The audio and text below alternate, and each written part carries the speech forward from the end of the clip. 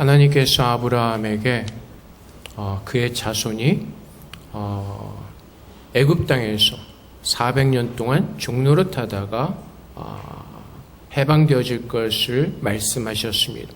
그것은 이삭이 태어나기 전이었고 야곱이 태어나기 전이었습니다. 하나님께서는 그 하나님의 계획이 있으셨습니다. 그래서 하나님은 그분의 계획을 따라서 요셉을 먼저 애굽으로 보내십니다. 근데 오늘 중간에 갑자기 유다의 스토리가 끼어들었습니다. 요셉의 어떤 그 스토리와는 관계없는 것 같은 유다의 스토리가 창세기 38장에 기록이 되어 있습니다. 근데 이 기록되어 있는 내용들을 보면은 굉장히 거룩하지 못한 내용들입니다. 굉장히 추잡하고 어떻게 보면 부끄러운 그 사건이 기록이 되어 있는 것을 우리는 보게 됩니다. 38장 그 초반부에 보면은 유다가 이제 자기가 가까이 있는 사람, 아들람 사람, 그 시라와 가까운 곳에 갔다가 가나안 사람 수아라는 여자를 보고 결혼을 하게 됩니다. 하나님께서 이스라엘 백성이 가나안 사람들과 결혼하는 것을 기뻐하지 않으셨습니다. 근데 유다는 그 땅에 갔다가 거기서 가나안 사람 수아의 딸을 보고 그를 아내로 삼습니다. 그리고 이제 세 아들을 낳게 됩니다. 근데 하나님 말씀에 보면은 장자 엘이 여호와의 보시기에 악하여서 죽이셨다고 말합니다. 죽이셨다고 말하죠. 근데 그 며느리였던 다말에게 이제 둘째 아들을 줘야만 했습니다. 그때 이스라엘 풍습에 의하면 이제 형이 죽으면 동생이 형의 책임을 다해야만 했습니다. 근데 그 둘째 아들이었던 오난이 어차피 애를 낳아도 자기의 아이가 되지 않을 것을 알고 하나님께서 기뻐하시지 않는 짓을 합니다. 그래서 오난도 죽고 맙니다. 그러자 유다가 이제 그 남은 아들 셀라 하나도 죽을까 무서워서 다말에게 이렇게 얘기를 합니다. 셀라가 아직 어리니 이 셀라가 클 때까지 너는 너희 집에 가 있어라 라고 이렇게 얘기를 합니다. 기다리라고 말합니다. 근데 셀라가 장성을 했음에도 불구하고 그 유다는 그 자기의 셋째 아들 셀라를 다말에게 주지 않았습니다. 근데 어느 날 다말이 집에 있는데 그의 시아버지 유다가 자기가 있는 그곳으로 온다는 소식을 들었습니다. 그래서 다말은 그곳에서 창녀 같은 모습을 하고 시아버지를 맞이해서 그와 관계를 맺게 됩니다. 그리고 유다로 말미암아 임신을 하게 되었습니다. 그래서 오늘 스토리는 이제 그 이후의 사건을 기록한 것이죠. 그래서 석 달 후에 이제 다말이 임신한 사실을 유다가 알게 됩니다. 그러자 어떻게 하죠? 다말을 불살라 태워 죽이라고 말합니다. 그때 다말이 자기가 그때 시아버지와 관계를 맺을 때 받았던 그 증거물을 시아버지에게 보내고 이 자식이 누구의 것인가를 증명해 달라고 합니다. 유다는 이제 그 사실을 깨닫습니다. 그러자 유다가 고백하기를 자기 며느리가 자기보다 낫다고 옳도다라고 말을 하고 이제 다시는 그 며느리를 보지 않으면서 또한 이제 다말은 두 아들을 낳게 됩니다. 어떻게 보면 굉장히 부끄러운 관계입니다. 그런데 이 유다의 지파는 어떤 지파죠? 다윗이 나온 지파이기도 하고 예수 그리스도가 나온 지파입니다. 그래서 마태복음 1장 1절에 가면은 아브라함과 다윗의 자손 예수 그리스도의 계보라 라고 하고 1장 3절에 유다는 다말에게서 베레스와 세라를 낳고 이렇게 얘기를 합니다. 예수님의 그 계보, 유다의 계보 중에 이런 부끄러운 관계, 그것이 기록이 되어 있습니다. 근데 사실 유다의 뿐만 아니라 다윗의 그 부끄러운 모습도 기록이 되어 있죠. 다윗의 아들이라고 기록된 것이 아니라 우리아의 아내에게서 난 솔로몬이라고 또한 기록이 되어 있습니다. 그래서 사실 예수 그리스도의 그 계보, 유다의 계보를 보면은 참 부끄러운 모습들이 참 많이 있습니다. 이방 사람들도 등장하고 많은 그 여러 가지 부끄럽고 죄악된 그런 사람들이 등장하는 것을 우리는 보게 됩니다. 근데 이것이 무엇을 뜻하는가? 예수 그리스도께서 속해 있던 그 계보가 그 족보가 얼마나 죄악되고 얼마나 더럽고 얼마나 추악된 그 계보인가를 우리에게 말해주고 있습니다. 결국 무엇이냐면 인간들은 누구나가 다 죄 가운데 태어나서 죄인의 족보에 들 수밖에 없었다는 것입니다.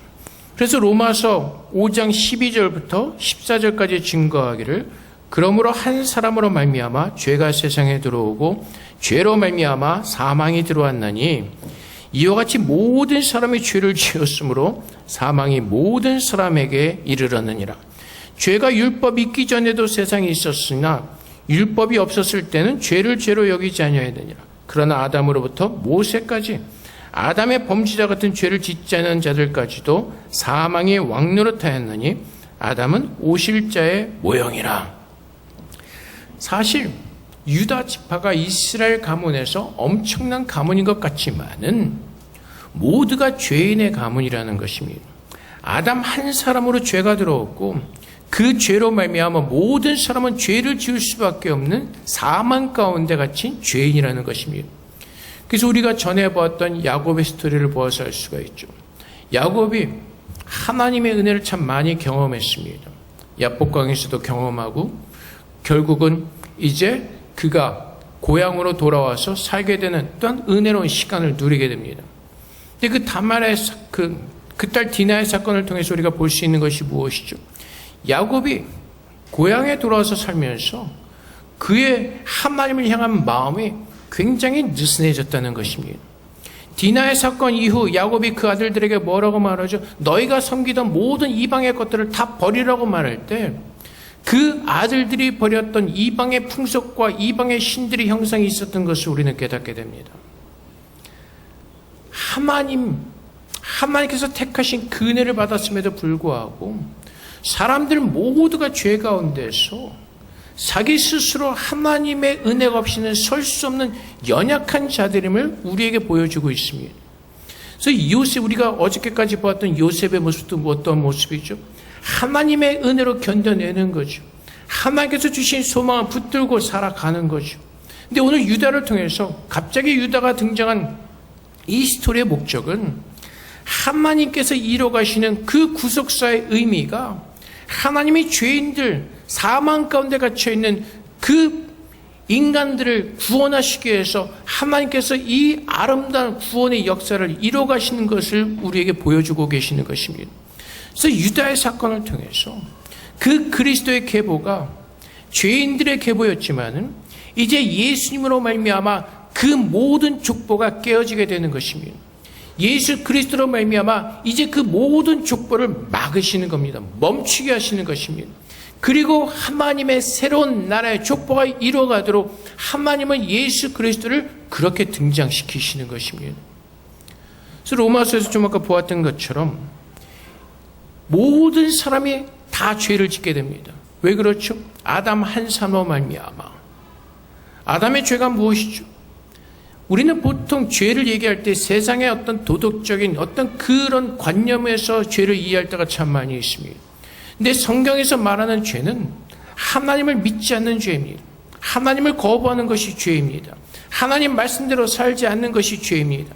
하나님의 자녀들이 그 하나님을 거부하는 것이 죄라는 것입니다. 그래서 모든 그 죄인들은 하나님을 거부했던 그 죄인들은 사망 가운데 갇혀 있을 수밖에 없었고 그들의 족보는 부끄럽고 치욕스럽고 뭐람 형용할 수 없는 그런 죄인들의 족보였다는 것입니다. 그래서 유다의 족보가 유다의 지파가 하나님께서 택하셔서 영광스럽고 아름다운 지파로 세우신 것이 아니라 인간의 그 세대, 인간의 족보, 그 인간이 계속해서 내려오는 그 세대가 얼마나 더럽고 취약하고 부끄러운 모습인가를 보게 하시는 것입니다. 그리고 예수님께서 오심으로 말미암아 이 부끄러운 인간들의 이 치욕적인 그 죄 가운데서 끊어지는 그 예수 그리스도의 새로운 그 계보를 시작하러 이 땅에 오시는 것입니다. 그래서 예수님은 사람의 힘으로 말미암아 잉태하지 않았습니다. 마태복음 1장 20절 말씀에 예수님의 어머님이었던 마리아가 이제 요셉이랑 결혼을 하기로 했습니다. 근데 우리가 잘 아는 것처럼 성령으로 잉태되었습니다. 요셉이 그 사실을 알고 가만히 마리아와의 관계를 끊고자 할 때 마태복음 1장 20절 말씀에 주님의 사자가 요셉에게 말씀하시죠. 이 일을 생각할 때 주의 사자가 현몽하여 이르되 다윗의 자손 요셉아 내 아내 마리아 데려오기를 무서워하지 말라. 그에게 잉태된 자는 성령으로 된 것이라. 이제 예수님은 이 땅에 사람의 자손으로 오신 것이 아니라 하나님의 성령으로 잉태되어서 새로운 하나님의 나라, 새로운 그 계보를 이루시기 위해서 이 땅에 오신 것입니다. 오늘 이 하나님께서 이스라엘 민족을 구원해 가시는 이 구속사적인 그 사건 가운데서 유다의 이 사건이 기록된 그 목적은 하나님께서 왜 인간들을 구원하셔야만 되는가, 그 이유를 말씀하고 계시는 것입니다. 인간들이 얼마나 부끄럽고 치욕스러운 삶을 살고 있는지 하나님은 우리에게 알게 하시는 것입니다. 얼마나 인간들이 자기중심적인 개인, 얼마나 이기적인 삶을 살고 있고, 얼마나 죄 가운데 거하고 있고, 얼마나 자신들의 그 허망 없는 지혜로 살고 있는지 보게 하시고, 그것이 인간들의 세계임을 알게 하시고, 그것을 예수님께서 마치시고 우리를 죄 가운데서 구원하시고 새로운 하나님의 자녀로 우리를 구원하시겠다는 그 하나님의 뜻을 우리에게 보여주고 계시는 것입니다. 그래서 좀 아까 로마서 5장에서 한 사람으로 말미암아 죄가 들어와서 모든 사람의 사망에 갇혔던 것처럼 이제 예수님께서 이 땅에 오셔서 새로운 일을 하시죠.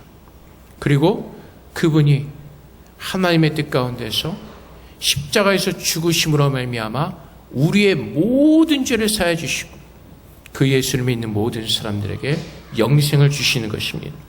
그래서 고린도전서 15장 45절부터 49절까지 말씀에 기록된 바 첫사람 아담은 생명이 되었다함과 같이 마지막 아담은 살려주는 영이 되었나니 그러나 먼저는 신령한 사람이 아니요 육의 사람이요 그 다음에 신령한 사람이니라. 첫사람은 땅에서 났으니 흙에 속한 자이거니와 둘째 사람은 하늘에서 나시느니라. 무릇 흙에 속한 자들은 저 흙에 속한 자와 같고 무릇 하늘에 속한 자들은 저 하늘에 속한 이와 같으니 우리가 흙에 속한 자 형상을 입은 것 같이 또한 하늘에 속한 이의 형상을 입으리라. 이제 예수 그리스도께서 오셔서 우리들의 모든 죄를 사하셨습니다. 그래서 예수 그리스도를 믿는 우리에게 하늘에 속한 예수 그리스도의 형상을 입게 하시고 우리를 뭐라 부르신다고요? 거룩하다 말씀하십니다. 내가 거룩하고 내가 의로운 것이 아니라 하나님께서 예수 그리스도 안에서 우리를 부르시고 거룩하다 하시고 의롭다 하시는 것입니다. 우리는 이렇게 반문할 수가 있습니다. 그런데 제 모습은 아직도 부끄러운 모습이 너무나 많은데요. 제 안에 아직도 죄인의 그 모습이 많이 남아 있습니다. 그래서 때로는 우리 스스로 그 죄를 씻어보고자, 우리의 행위를 바꿔보고자 우리 스스로 노력할 때가 참 많이 있습니다. 근데 하나님께서 뭐라고 말씀하셨다고요? 우리가 지난주에 보았던 말씀처럼 빌립보서 1장의 말씀처럼 하나님께서 우리 안에서 새로운 일을 시작하셨습니다. 그리고 주님께서 다시 오시는 그날까지 계속해서 그 일을 멈추지 않으실 것이라고 말씀하십니다. 하나님께서 우리를 거룩하다 선포하시고 의롭다 선포하신 그 하나님께서 오늘 내 안에서 나를 만들어 가고 계시는 것입니다. 하나님께서 우리에게 요구하시는 것은 나를 거룩한 자 형상으로 새롭게 있게 하신 그 하나님을 바라보기를 원하십니다. 내가 어떠한 행위를 하는 것이 아니라 하나님 앞에서 다윗이 시편 27편 4절에서 그랬던 것처럼 여호와의 성전에 앉아서 그의 얼굴을 보기를 소망했던 것처럼 오늘 우리가 마음을 다하여서 하나님의 얼굴을 구할 때 하나님께서 우리를 얼마나 사랑하시고 오늘도 내 안에서 얼마나 신실하게 역사하시는 그 하나님이신가를 우리는 깨닫게 되고 그분의 능력으로 새로워지는 우리들의 모습을 우리는 발견할 수가 있을 것입니다. 그래서 예수님께서 그 유다 지파의 치욕스러운 그 가문의 그 더러움의 그 부끄러운 가문 가운데서 예수님에게서 그 자손으로 오셔서 이제 예수님께서 그 모든 죄악을 끊으시고 그 부끄러움과 그 치욕스러움과 모든 것을 다 끊으시고 이제 예수 그리스도께서 새로운 계보를 이뤄가시며 하나님의 거룩한 나라의 백성으로 우리를 하나님은 부르신 것입니다.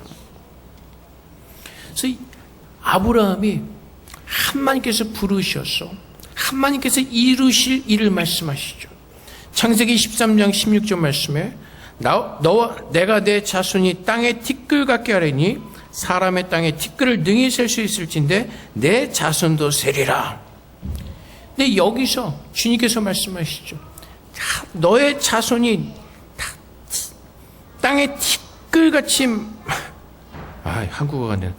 내 자손이 땅에 티끌 같게 하는 사람이 땅에 티끌을 능히 셀 수 있을진데 내 자손도 세리라고 말씀하시고 여기서 내 자손은 갈라디아서 3장 16절 말씀처럼 이 약속들은 아브라함과 그 자손에게 말씀하신 것인데 여럿을 가리켜 그 자손들이라 하지 아니하시고 오직 한 사람을 가리켜 내 자손이라 하셨으니 곧 그리스도라. 하나님께서 이스라엘 민족을 통해서 하나님의 그 구원의 역사를 설명하시면서 결국은 예수 그리스도를 통해서 하나님 나라의 백성이 많아질 것임을 하나님은 우리들에게 알게 하십니다. 그래서 우리는 모두가 약속의 자녀들입니다. 하나님께서 우리를 구원하시기로 작정하셨고 우리를 하나님께서 부르신 것입니다. 언제 우리를 예정하셨다고요? 창세전에 우리가 태어나기도 전에 우리의 이름이 지어지기도 전에 하나님은 나를 아시고 그리스도 안에서 예정하시고 나를 부르셨다는 것입니다. 나의 행위가 아니라 나의 노력이 아니라 오직 하나님의 선택하신 그 뜻에 따라서 우리는 구원을 얻게 되는 것입니다. 그래서 그것을 은혜라고 부르는 것입니다.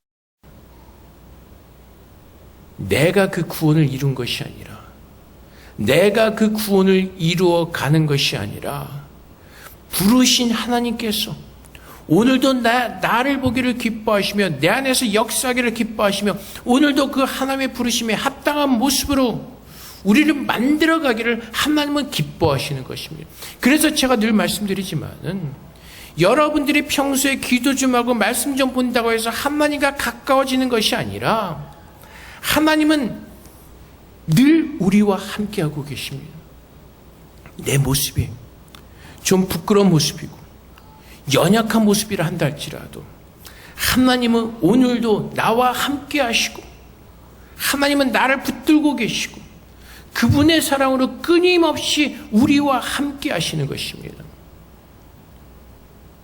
여러분, 자녀들이 귀엽죠? 예쁘죠? 한 3살까지는. 좀 이제 크면 원수같이 되어버릴 때가 참 많이 있습니다. 이게 자식이랑 사는 것인지 원수랑 사는 것인지 참 헷갈릴 때가 참 많이 있습니다. 근데 그 원수 같다고 해서 집에서 쫓아냅니까? 밥 안 줍니까?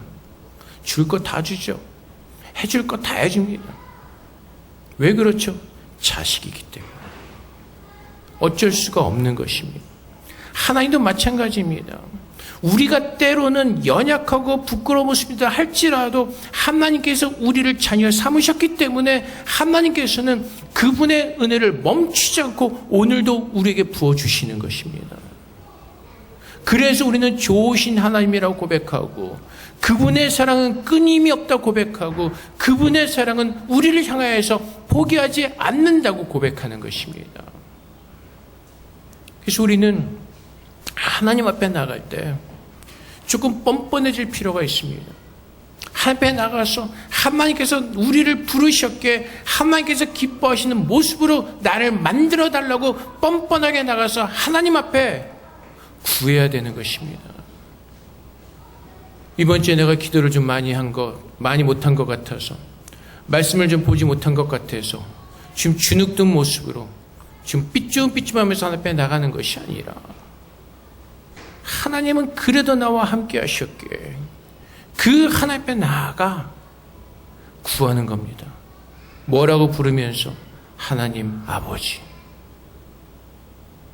나의 아버지이기에 그분은 나를 쫓아내지 않으십니다. 그분은 나를 구원하시기로 작정하셨기에 유다와 같이 어리석고 부끄러운 일을 행한다 할지라도 하나님은 그분의 구원의 역사 속에서 하나님께서 예정하신 모든 그 부끄러운 모습들까지 다 구원하시는 것입니다.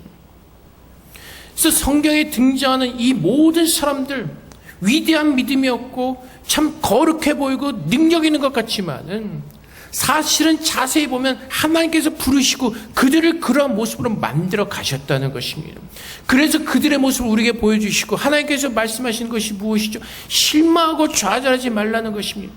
너희도 아브라함과 같은 모습으로 만들어갈 것이고 이삭과 야곱과 같은 모습으로 만들어갈 것이고 사도 바울과 같은 모습으로 우리를 마지막에는 만드실 것이라고 하나님은 그 소망을 우리에게 주시는 것입니다.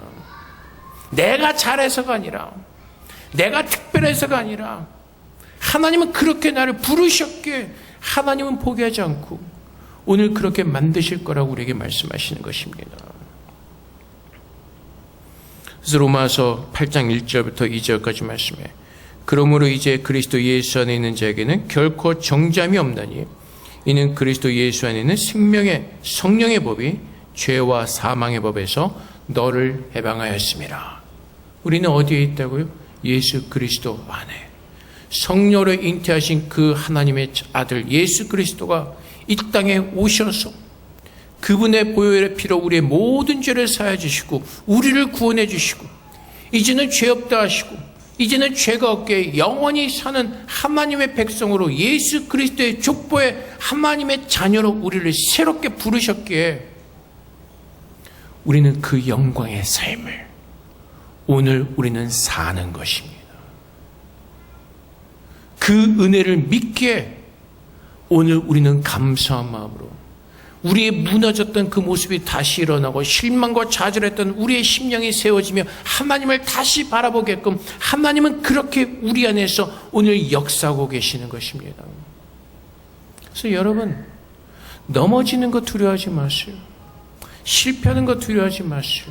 하나님은 여러분의 넘어짐과 실패를 통해서 여러분을 단련하시고 어떻게 하세요? 일으켜 세우시는 것입니다.